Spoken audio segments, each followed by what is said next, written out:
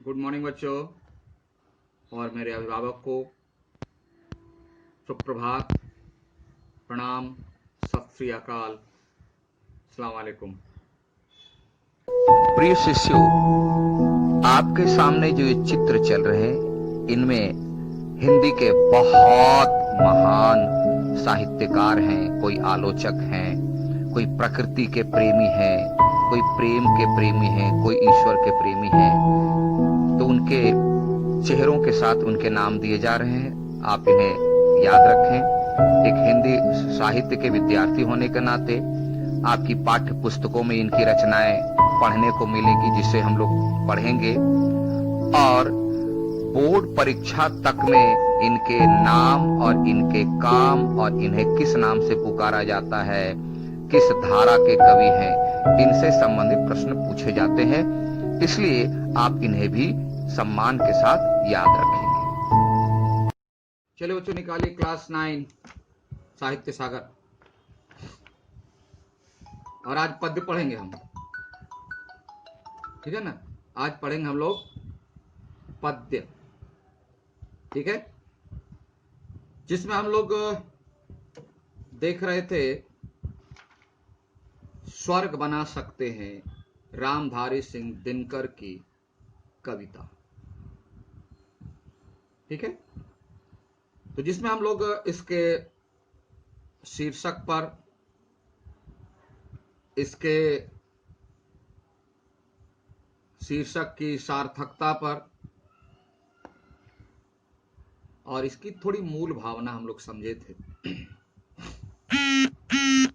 तो मूल भावना यानी केंद्रीय भाव, इसको थोड़ा सा और लेकर के हम लोग इसको आगे बढ़ें कि पाठ की मूल भावना यानी पाठ का केंद्रीय भाव यानी बर्निंग इशू यही है कि सारी दुनिया सुखी कैसे हो।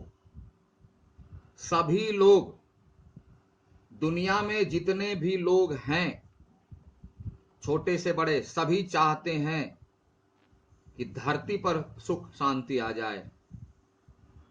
प्रयास में भी हैं, लेकिन अभी तक आई नहीं। उसके कारण क्या हैं? तो मैं एक बात याद दिला दूं, याद रखिएगा आप लोग भी। जहां न पहुंचे रवि, वहां पहुंचे कवि। यानी जहां सूरज की रोशनी नहीं पहुंच सकती है, वहां कवि की दृष्टि पहुंच जाती है। यानी सूरज की रोशनी भी वो चीजें ढूंढ नहीं पाती है, लेकिन कवि की दृष्टि वह चीजें ढूंढ लेती है, यानी वह उपाय ढूंढ लेते हैं। उनकी दृष्टि इतनी पैनी होती, उनका चिंतन इतना विराट होता है, व्यापक होता है। तो इसमें दिनकर ने यही बताया कि हम जिस सुख शांति की खोज में आज तक हैं, नहीं मिली, उसका कारण बता रहे हैं कि अगर आप ये फॉर्मूला अपनाएंगे, जो फॉर्मूला इस कविता में दिया हुआ है, पूरी धरती जो है सुख शांति से भर जाएगी। और कैसी सुख शांति? तो जैसा स्वर्ग में है, स्वर्ग बना सकते हैं। यानी इनमें, इस कविता में इस तरह की 2-3-4 बातें हैं जो सिद्धांत के तौर पर, फॉर्मूले के तौर पर अगर हम लोग अपना लें तो हम धरती को ही स्वर्ग बना सकते हैं। लेकिन हम लोग ये सारे फॉर्मूले भूल गए हैं। मालूम तो होगा, नहीं मालूम ऐसी बात नहीं। सब पढ़े लिखे हैं लेकिन शिक्षित नहीं, पालन नहीं करते। तो वो याद दिलाते हुए कहते हैं कि धरती को स्वर्ग के जैसा सुखी शांति बनाने के क्या उपाय हैं, वो इसे बता रहे हैं। तो चलिए आइए देखते हैं। पहला छंद। धर्मराज यह भूमि किसी की नहीं, कृत है दासी। धर्मराज बोलते हैं स्वर्ग के एक ऐसे देवता हैं जिनके पास गलत और सही देखने की जिम्मेवारी है। वो देखते हैं, वही खाता चित्रगुप्त के पास होता है और वही धर्मराज यानी न्याय करने वाले देवता माने जाते हैं। तो उनका नाम लेकर के कहते हैं कि धर्मराज, यह भूमि किसी की नहीं कृत, यह भूमि यानी यह धरती, यह पृथ्वी किसी की खरीदी हुई नहीं है। कृत मतलब खरीदी हुई, क्योंकि खरीदी हुई वस्तु पर जो व्यक्ति खरीदता है उसका पूरा का पूरा अधिकार होता है। जैसे आप बाजार से कुछ भी खरीद कर लाते हो तो बेचने वाले का अधिकार उस पर से खत्म हो जाता है और खरीदने वाले का उस पर अधिकार हो जाता है, वह चाहे उसका जैसे उपयोग करे। आप 2-4 समोसा या कपड़ा या कोई सामान बाजार से खरीद कर लाते हो तो जिससे खरीद कर लाते हो उसको उसकी कीमत से मतलब है, कीमत ले लिया और आपको सामान दे दिया। अब उस सामान को उठाकर आप फेंक दो, किसी को दान दे दो या उसका स्वयं उपयोग करो या कोई भी उपयोग करो, उसका बेचने वाले का उस पर कोई अधिकार नहीं, आप स्वतंत्र हैं। तो कवि यानी दिनकर जी कहते या जो धरती है किसी की खरीदी भी नहीं है, कि धरती का कोई भी व्यक्ति चाहे जिस भी प्रकार से उपयोग करे, किसी की खरीदी नहीं हुई और कोई खरीद भी नहीं सकता है। यही कहा धर्मराज, यह भूमि किसी की नहीं कृत है दासी,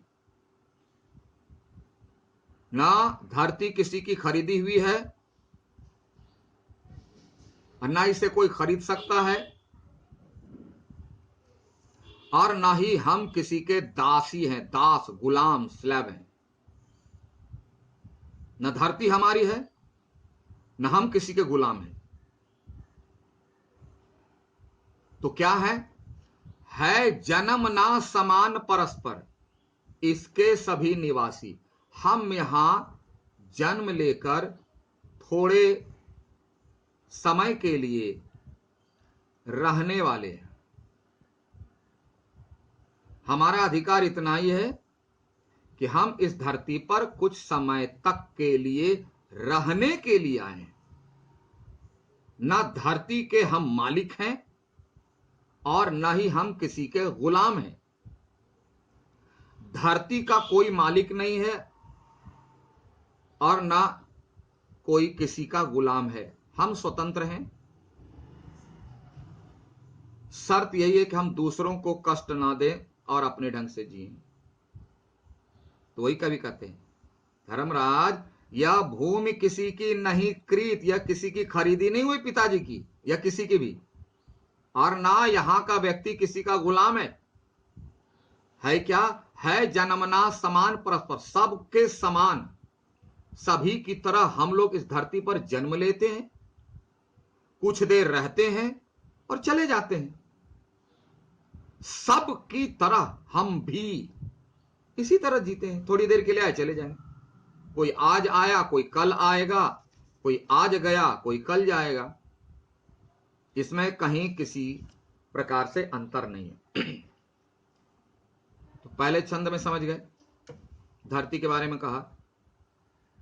दूसरे छंद में, अगर यही सच है तो सबको मुक्त प्रकाश चाहिए। प्रकाश लाइट, यहां इसका लाक्षणिक अर्थ होगा ज्ञान। सबको मुक्त प्रकाश चाहिए, सबको मुक्त समीरण, समीरण मतलब हवा। इस धरती पर जिसने भी जन्म लिया सबको प्रकाश चाहिए, यानी जीने के लिए उन्हें ज्ञान चाहिए, उसका उसे अधिकार है। हवा चाहिए सांस लेने के लिए, यानी इस धरती पर जिसने भी जन्म लिया सबको A to Z 100% सभी जीव को जीने का पूरा अधिकार है और रहने का पूरा अधिकार है।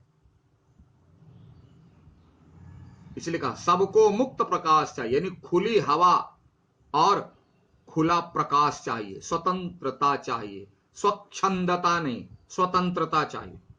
सबको अधिकार, जैसे हम जन्म लिए वैसे आप भी ले, सब लिया। लेकिन कैसी? बाधा रहित विकास। बाधा रहित विकास मतलब हम अपने जीवन को दूसरों को बिना कष्ट दिए आगे बढ़ाते चलें, जिसमें हमको भी कोई डिस्टर्ब ना करे। हम किसी को डिस्टर्ब नहीं कर रहे, हमें भी कोई डिस्टर्ब ना करे। इस सिद्धांत पर हम अपना जीवन, अपनी जिंदगी जी सकते हैं। वही कह रहा है बाधा रहित, यानी डिस्टर्बलेस। कोई हमको डिस्टर्ब ना करे, हम भी डिस्टर्ब नहीं करेंगे।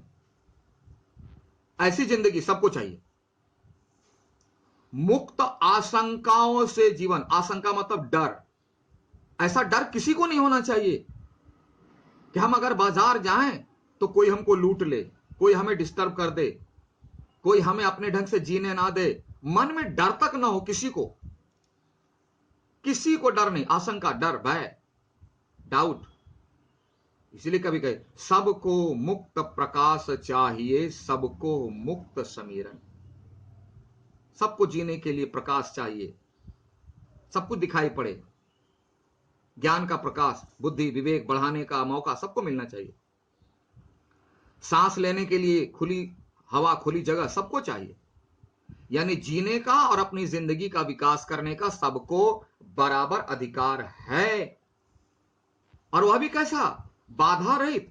उसे कोई डिस्टर्ब ना करे और आप भी किसी को डिस्टर्ब ना करें। यानी हम लोग किसी को बिना डिस्टर्ब किए, हमको कोई डिस्टर्ब ना करे, बाधा ना दे, हम भी किसी को बाधा ना दें, और हम अपनी जिंदगी खुलकर अपने ढंग से जी सके। बाधा रहित विकास, मुक्त आशंका। हमें किसी प्रकार का भय ना रहे। कोई भी व्यक्ति डर मुक्त हो, भय मुक्त हो। किसी के मन में कोई भी थोड़ा सा भी डर नहीं होना चाहिए कि मैं जाऊंगा तो कहीं ऐसा हो गया। तो निःशंक, बिना डरे अपनी जिंदगी इस पृथ्वी पर जी सकता है। समझ में आई बात? एक और लेते हैं, और तीसरे छंद में देखिए। लेकिन अब देखो, ये तो चाहिए। पहला में बताया धरती सबकी है, किसी की खरीदी हुई नहीं है, सबको जन्म लेने और यहां जीने का अधिकार है। दूसरे में बताया कैसी जिंदगी जीने का अधिकार है। भाई हम भी किसी को बाधा ना दें और हमको भी कोई बाधा ना दे। मेरे मन में किसी प्रकार का, किसी के मन में किसी प्रकार का डर भय ना हो, ऐसी जिंदगी चाहिए। अब बोलते हैं कवि, लेकिन विघ्न अनेक अभी इस पथ पर अड़े हुए मतलब जिद पकड़े हुए। यानी ऐसी जिंदगी जीने के लिए जब व्यक्ति आगे बढ़ता है तो सामने बहुत सारे डिस्टर्ब आ जाते हैं, जो पहाड़ के सामने अड़े हुए हैं। पहाड़ के सामने, पहाड़ की तरह अड़े हुए हैं। जैसे पहाड़ हिलता नहीं है, वैसे ये प्रॉब्लम हिलता नहीं, रास्ता रोके खड़े हुए। कौन? मानवता की राह रोककर पर्वत अड़े हुए। मानवता की राह रोक, मानवता किसे कहते हैं? ऊपर की पंक्ति में दूसरे अनुच्छेद में जस्ट बिफोर कवि ने कहा कि हम किसी को बाधा ना दे, हमें भी कोई बाधा ना दे। हमारे मन में कोई डर ना हो, किसी के मन में कोई डर ना हो, और हम एक दूसरे से प्रेम से अपने समान जिए। ये मानवता यानी इंसानियत। तो इस इंसानियत को आगे बढ़ने के लिए बहुत सारी समस्याएं रोक रही हैं, डिस्टर्ब किए हुए, बाधा किए हुए। कैसी? पहाड़ के सामने कि मैं मानवता को आगे बढ़ने नहीं दूंगा, मैं इंसानियत को आगे बढ़ने नहीं दूंगा, मैं इंसानियत से जीने नहीं दूंगा। ऐसी बातें जो है, ऐसी जिंदगी को आगे बढ़ने से रोक रही है। वो भी कैसे रोक रही है? पहाड़ की तरह। जैसे पहाड़ हिलता नहीं, उसी तरह वे समस्याएं जिद बांधकर सामने खड़ी हुई कि मैं आगे नहीं। यानी मानवता के आधार पर व्यक्ति का जो जीवन होना चाहिए, उसको कुछ समस्याएं हैं जो रोके हुए हैं। ये कौन सी समस्याएं हैं, आगे बढ़ते हैं। तो 3 छंद आज हम लोगों ने पढ़ा। पहले छंद में क्या कहा कवि ने? यह कहा कि यह धरती सबकी है, सब समान रूप से यहां जन्म लेते हैं, रहते हैं और चले जाते हैं। यह धरती किसी की खरीदी भी नहीं। दूसरे में उन्होंने कहा, दूसरे छंद में, कि कैसी जिंदगी जीनी है तब इस धरती में हम किसी को बाधित ना करें, डिस्टर्ब ना करें और हमको भी कोई ना करे। हमारे मन में किसी प्रकार का भय ना हो, डर ना हो और हम भी किसी को ना डराएं। तो इस प्रकार की जिंदगी जी क्यों नहीं रहे हैं? इसलिए नहीं हो पा रही है, संभव हो रहा है कि इसमें डिस्टर्ब करने वाले विचार हैं, कुछ थॉट्स बहुत है, जो पहाड़ की तरह इसको आगे बढ़ने से रोक रहे हैं। इसलिए कहा, लेकिन विघ्न अनेक, अभी बहुत सारे विघ्न, बाधा, डिस्टर्बेंस इस पथ पर। और किस पथ पर? मानवता के आधार पर जीने के रास्ते पर। मानवता की राह रोककर, यानी मानवता रूपी, मानवता की तरफ जो हम लोग जीना चाह रहे हैं उसको रोके हुए कि नहीं जीने देंगे। पर्वत अड़े हुए, पहाड़ की तरह मेरा रास्ता रोके हुए। किसका? मेरा मतलब मानवता के आधार पर जिंदगी जीने के रास्ते पर पहाड़ जो है, ऐसा थॉट जो पहाड़ की तरह रोके हुए, यानी थॉट, विचार, इज्म जो हमारे दिमाग में है। मैंने बहुत पहले कहा, सोच ही व्यक्ति के बिहेव को कंट्रोल करता है और व्यवहार रिजल्ट को कंट्रोल करता है। इट मींस जब तक हम अपनी सोच नहीं बदलेंगे, हमारा व्यवहार नहीं बदलेगा। हमारा व्यवहार नहीं बदलेगा, परिणाम अच्छा नहीं आएगा। तो कभी कह रहे हमारी सोच में बहुत सारी डिस्टरबेंस है, बहुत सारी निगेटिव बातें हैं कि हम चलना चाहते हैं इंसानियत की राह पर, लेकिन हमें चलने नहीं देता। उसमें डिस्टर्ब कौन करता है? हमारी सोच, बहुत सारी सोचें। तो इसको ठीक करना है। तो ये कौन कौन सी सोच है, इस पर हम लोग अगली बार विचार करते हैं। ठीक है, thank you, have a nice day.